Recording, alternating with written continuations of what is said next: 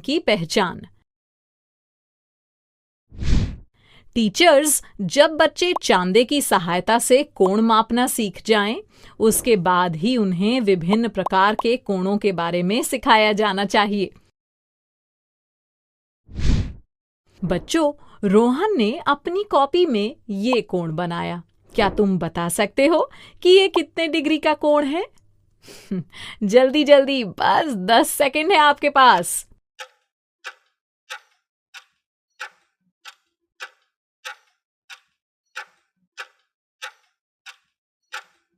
आपका समय समाप्त हुआ। ये कोण है 75 डिग्री का। देखो, भुजा ओसी चांदे पर 75 डिग्री पर है ना? अच्छा बच्चों, इस डिग्री घड़ी को देखिए। इसे देखकर लगता है ना जैसे दो चांदे जोड़ दिए गए हों।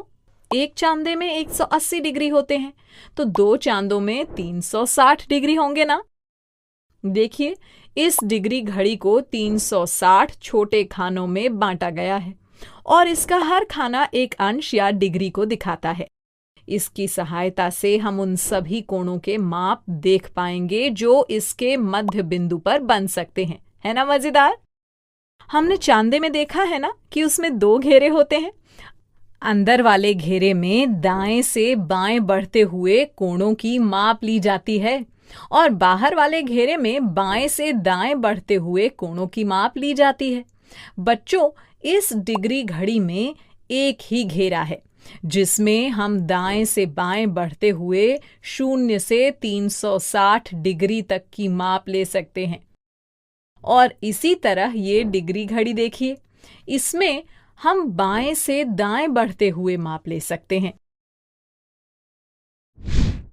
अब हम मान लेते हैं कि इस मध्य बिंदु का नाम है O और इस भुजा का नाम है OA।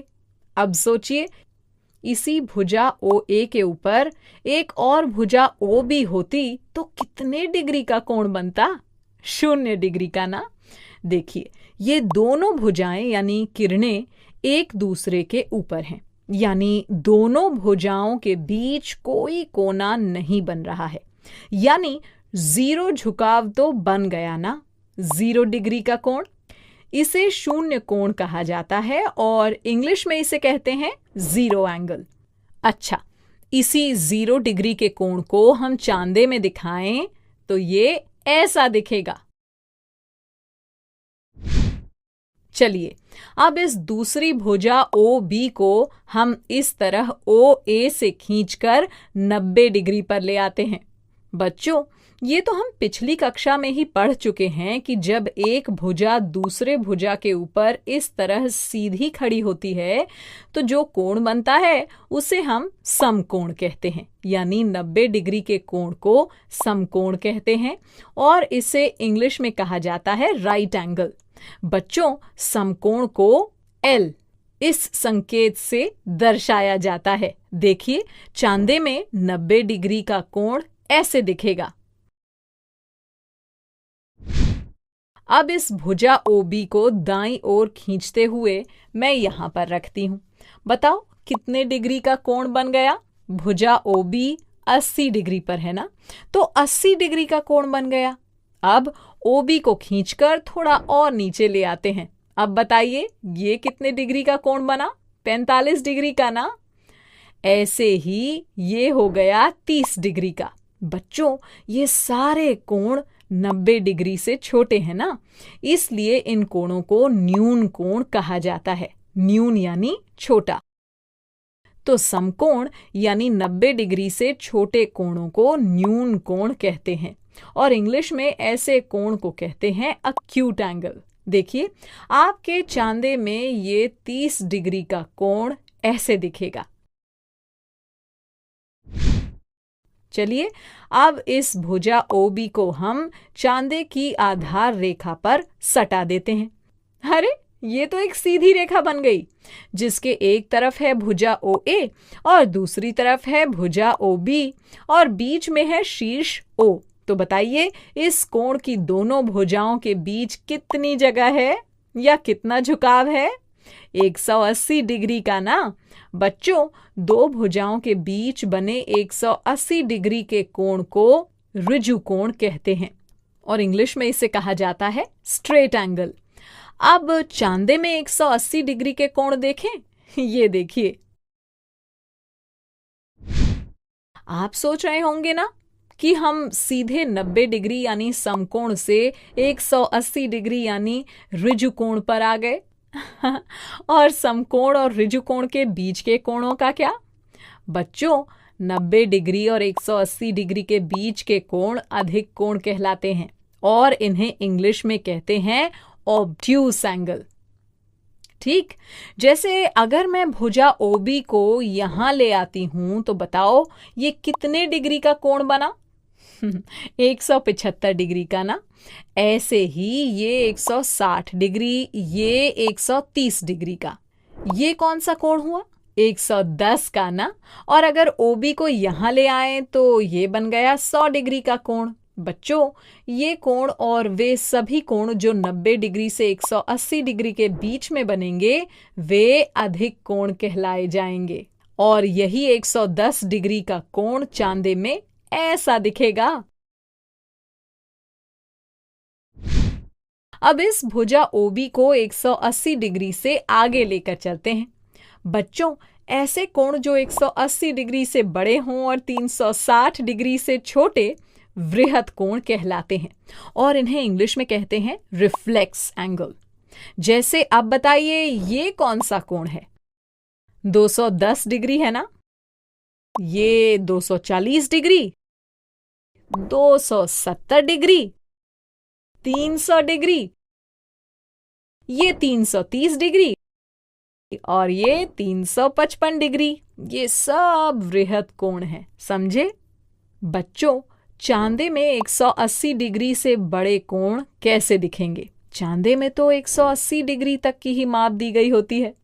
इसीलिए तो हमने कहा था कि ये घड़ी दो चांदे को जोड़कर बनी है। तो बस घड़ी के निचले अर्धवृत्त की माप हम नीचे वाले चांदे की मदद से लेंगे। देखिए, इस तरह चांदे को उल्टा रखकर। अब चांदे में जहां 10 डिग्री लिखा है वहां हो जाएगा 190 डिग्री, जहां 20 डिग्री लिखा है वहां हो जाएगा 200 डिग्री, 30 डिग्री हो जाएगा 210 डिग्री और इसी तरह से बढ़ते बढ़ते 170 डिग्री हो जाएगा 350 डिग्री और 175 डिग्री हो जाएगा 355 डिग्री। अब इससे आगे बढ़ते हैं और भुजा OB को 360 डिग्री पर रख देते हैं। अरे, ये तो 0 डिग्री के कोण की तरह ही दिख रहा है। इसका अर्थ हुआ कि जब कोण की एक भुजा एक पूरा चक्कर काटकर वापस उसी स्थान पर आती है जहां से वो चलना शुरू हुई थी, तो वो 360 डिग्री का कोण बनाती है और इस तरह एक वृत्त बन जाता है। बच्चों, 360 डिग्री के कोण को कहा जाता है संपूर्ण कोण और इसे इंग्लिश में कहते हैं कंप्लीट एंगल।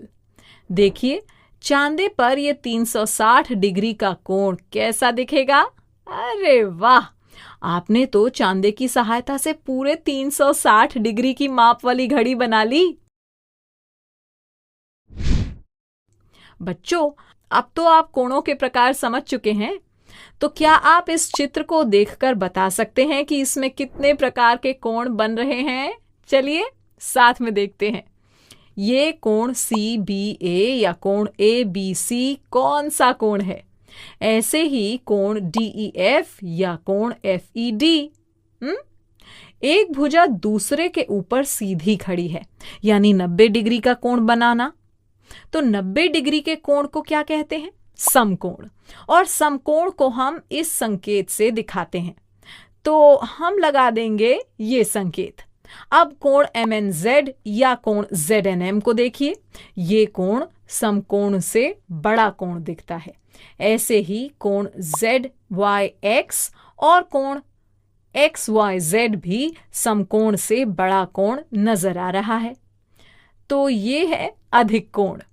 अब कोण NZC या कोण CZN को देखिए, ये कोण समकोण से छोटा लग रहा है ना। और ऐसे ही कोण CZY या कोण YZC भी समकोण से छोटा लग रहा है, और समकोण से छोटे कोण न्यून कोण कहलाते हैं ना।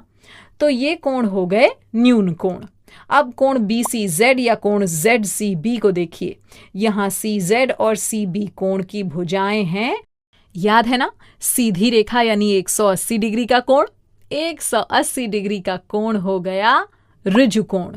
अब कोण EDC देखिए, ये कोण 180 डिग्री से बड़ा दिख रहा है ना, तो बताइए 180 डिग्री से बड़े और 360 डिग्री से छोटे कोण को क्या कहते हैं? वृहत कोण कहते हैं ना। बिल्कुल सही। अब जरा सोच के बताइए, क्या कोई और भी कोण बन रहा है? देखिए देखिए, अरे आप लोग इस वृत्त कोण को तो भूल ही